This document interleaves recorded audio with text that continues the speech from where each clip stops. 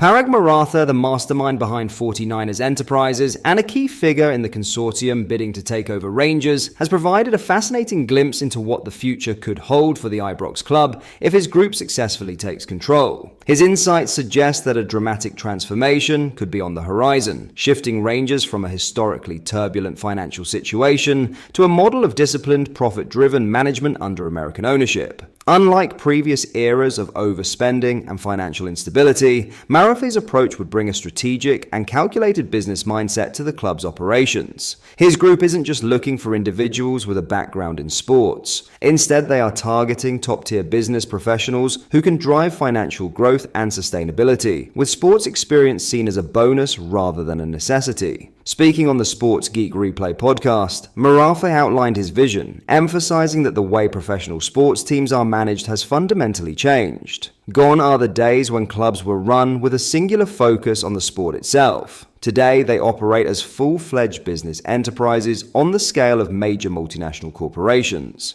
from Lemonade Stand to Fortune 500. Maratha described this shift, stating, "The fundamental thing that's changed with professional sports teams on and off the pitch is professional sports teams are no longer run as lemonade stands. They are no longer just about the football team, or the baseball team, or the soccer team, or whatever it is. It's now run as a business, right? As a big Fortune 50, Fortune 500 type of business." He elaborated on how this transformation affects every aspect of a club's operations, from financial planning to player management and beyond. That means you need to get as much value as you can and minimize risk as much as you can, both on the field of the players and also in the business. He pointed to the increasing reliance on data-driven decision-making, explaining that every major sports organization now has dedicated teams focused on business analytics. Every sports organization is now building up their own business analytics. Sometimes they call it business intelligence, sometimes business strategy, sometimes business operations. But it's the same thing. And you're basically just trying to maximize your return of investment. There's been a big shift in teams running more like businesses than just sports clubs. A sustainable future for Rangers? One of the biggest concerns for Rangers fans has been the financial sustainability of the club. Under Maratha's leadership, infrastructure development would be a top priority, ensuring that the club is not just self-sufficient, but also profitable in the long run. Maratha drew on his experience leading the development of Levi's Stadium, a $1.3 billion venue that was custom-built for the 49ers under his watch. He believes that having a modern revenue-generating stadium is critical for any sports team's financial success. The name of the game for any sports team is to have yourself a sustainable stadium or arena that you can play in that generates enough revenue to support the team you want, a competitive team on the field. He detailed the years of effort that went into planning, financing, and executing the Levi's Stadium project. "That was all of our focus for 7 or 8 years when I was COO of the team itself. That's all our focus was, figuring out where to build a stadium, how to build it, how to finance it, how to sell it, all of that." The result, he explained, was a transition from a struggling sports franchise into a thriving entertainment-driven enterprise. "We did transition from a $3 billion lemonade stand to more of a sports entertainment company. It was actually part of the birth of 49ers Enterprises because what we decided to do was go about our hiring a little bit differently." Revolutionizing the hiring process.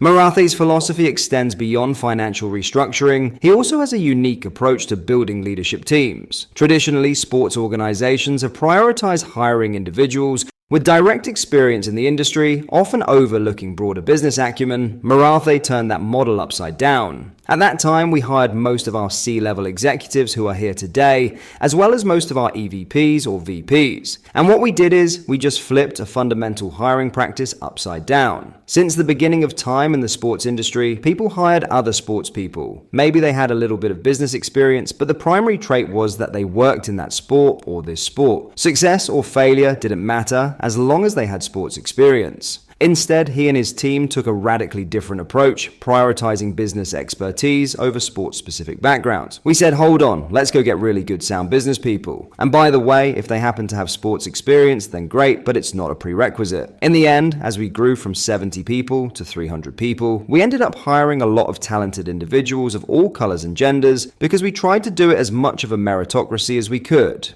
This strategy, he explained, was instrumental in enabling the organization to expand and take on new ventures. That's what enabled us to transition and actually be able to do all these other things that we still do today. What this means for Rangers.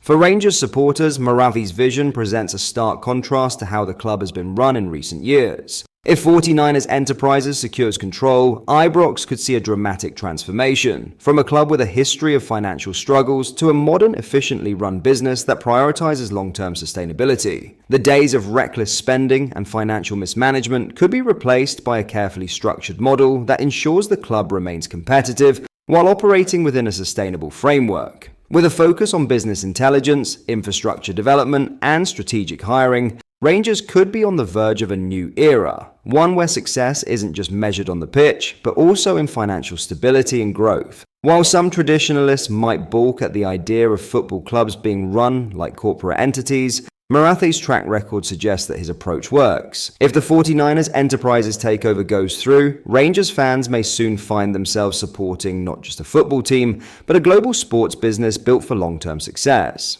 Now, in some more 49ers takeover news, a football finance expert has delivered his verdict on the ongoing investment talks between the San Francisco 49ers and Rangers.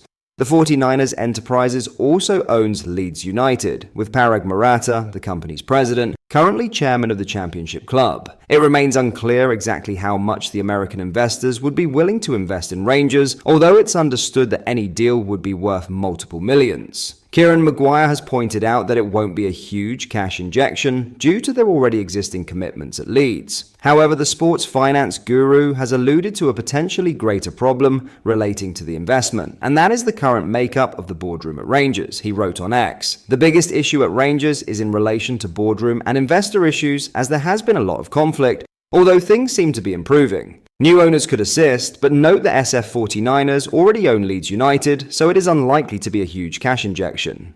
Maguire is of course referring to previous conflict between Dave King and Douglas Park. King is currently the major shareholder in RIFC plc with a stake of 12.96%. He is followed by Park and George Taylor, who both have more than 10%, and the likes of Bennett and Stuart Gibson. Directors Julian Wohlhart and John Holstead share a combined stake of just over 12%. A Rangers spokesperson said, "It is not our policy to comment on speculation. If there were any such discussions, these would remain confidential." What do you make of the potential takeover? It certainly is exciting times at the minute, and hopefully we can see some more developments in this. However, if a takeover is successful, it doesn't mean Rangers will go out spending big money. UEFA's financial sustainability rules restrict clubs' spending on wages, transfers, and agent fees. Currently capped at 80% of revenue, this limit drops to 70% in the summer. While a 49ers-backed takeover could boost Rangers financially, UEFA's rules ensure careful spending will still be required. But that is all for today's video. Thank you for watching. I hope you enjoyed. If you did, please drop a like on the video and subscribe for daily Rangers news.